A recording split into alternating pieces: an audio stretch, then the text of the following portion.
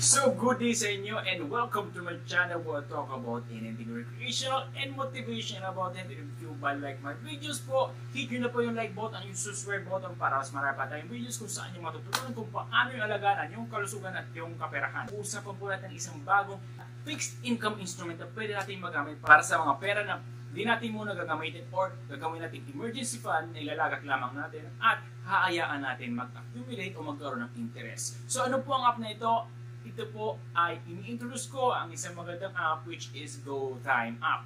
Ang GoTime po is nagsimula pa noong September or August bandang 2022 at ngayon po is over 1 year na po sila. So basically, napaka-easy lamang po ito at talakayin natin to maya-maya lamang po. So ano nga po at talakayin natin, ano nga ba yung GoTime? Ang GoTime app po ay connected sa mga Robinsons retail stores. Kung sa SM meron siyang reward cards, ito po ay parang reward card niya at it also serves as a debit card or ATM na pwede mo pambayad. At isa pa, konektado po ito sa app na GoTime na pwede mo i-download sa Play Stores. So basically, all-in-one na po siya at napaka-easy lamang po. At katulad po ni Maya, meron siyang tinatawag na Go Savings section. So basically, parang pinagsama-sama mo sila. So ano nga ba, kumpara natin sa Maya, later na po or baka sa susunod na video kasi tatalakayin natin kung paano gumawa nito. Papakita ko po sa inyo lahat and so on. So what? Ano nga bang GoTime? Ito po ay pwede mo gamitin pambayad kapag nag-grocery ka, pwede mo gamitin sa Jollibee kung gusto mo kumain, at mas mataas yung reward dito kapag konektado sa Robinsons yung mga stores na binabayar mo. So may reward points siya at napakataas din po ng reward points. So di ko pa tatalakayin dito, but tatalakayin ko natin kung paano kumuha nito. So what? So yun po, paano gamitin? Ibigay nyo lamang po pakita niya lamang po ang card or pwede nyo ipakita yung app. Meron siyang sinatawag na QR code.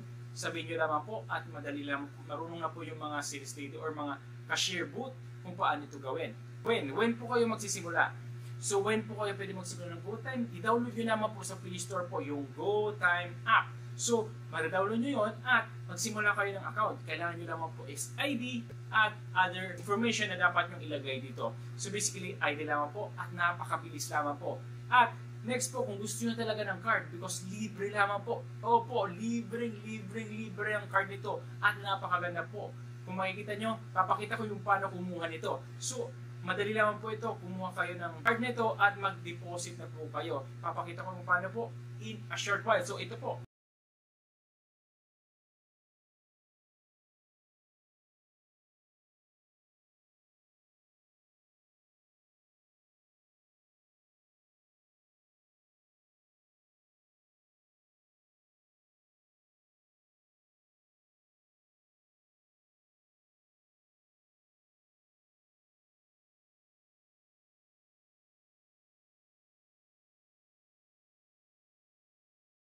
Pumunta kayo sa machines sa mga Robinsons retail stores, pwede sa marketplace o pwede sa no brand which is connected or partnered with Robinsons.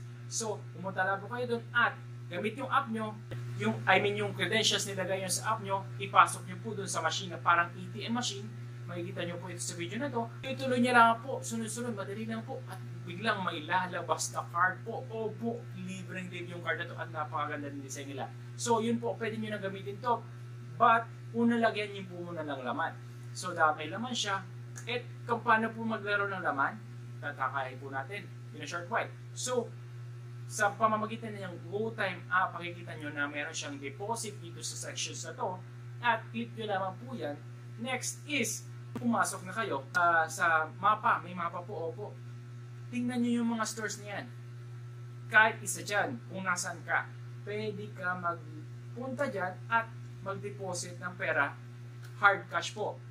So basically, hawak mo na yung cash mo at ilagay nyo lamang dito, piliin nyo at i-input nyo kung ilalagay nyo. Yan po.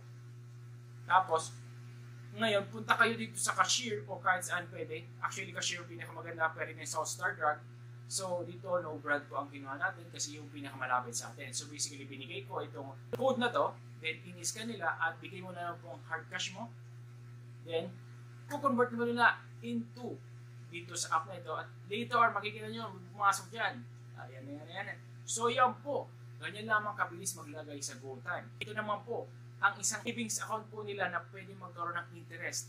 Basically po kapag nilagay nyo kasi ng pera, hindi agad-agad magkakaroon ng interest. So, ang sunod po, ilagay natin dito sa Go Savings. So, ang Go Savings po is parang Maya Savings po na tinalakay natin, no?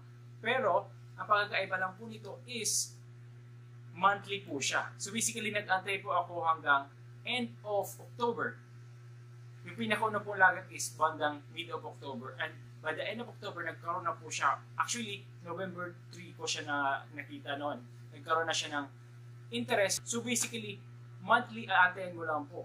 So, yun pagkakaiba ni Maya. Si Maya is daily po binibigay. Dito po is monthly. But, dito po kasi mas madali siya kasi mayroon siyang card. So, yun po. Tinalakay na natin ang GoTime app at ang GoTime debit card na nakuha nyo na ating ano. So, basically, mas madali pong gamitin para sa iba pong mga apps kasi mayroon na po siyang physical card na pwede mong gamitin as in napakabilis po at connected po siya sa ating sa app mismo, no. GoTime is a good source of interest. Pwede mong ilalagay ng emergency fund mo at kung gusto niyo po, pwede mong i-diversify, ilagay mo sa kada other apps at magkakaroon ka ng balance na magpoprotekta sa iyo, and you can use it every day as well as payment mode options sa ating mga everyday life. So anyways guys, yun po ang GoTime, and hope this video helps at marami kayong magagamit dito kasi feeling ko after a few years, GoTime will be really useful pagdating po sa ating transactional